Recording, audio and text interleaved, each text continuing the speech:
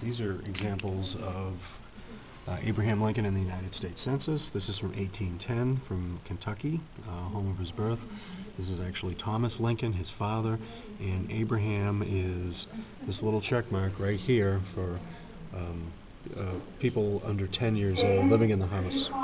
This is the United States Census from 1860, and under the arrow you'll see Abraham Lincoln and his family living in Springfield, Illinois.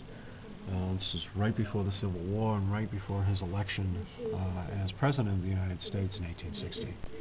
We're standing here before the 1860 and 1864 Massachusetts electoral certifications.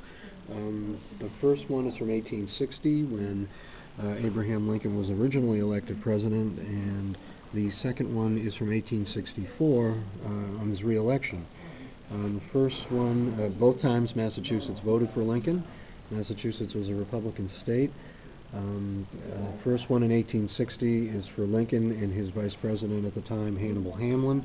The second one is for President Lincoln and his new vice president in 1864, Andrew Johnson, who would later become president after the president's assassination. These documents are very similar to what actually goes on today.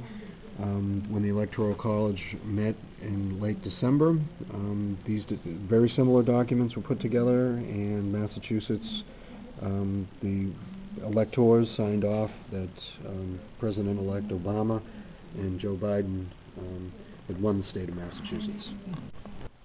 We are standing in front of an exhibit about the 54th Massachusetts that we've put together here at the National Archives.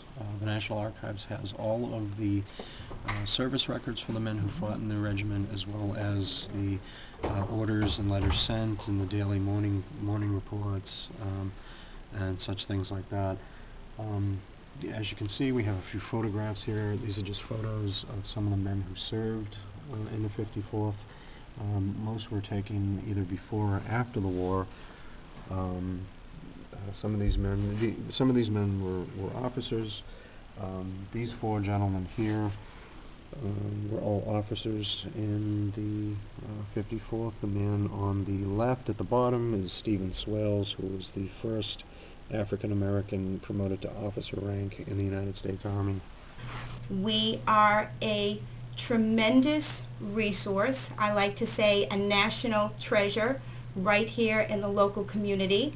We are open to the public, and we have numerous collections that would be of interest to not only historians, academics, folks interested in tracing their family history, but to members of the general public as well, and to teachers and students. Our vast collections can really give you insight into who you are and where you have come from.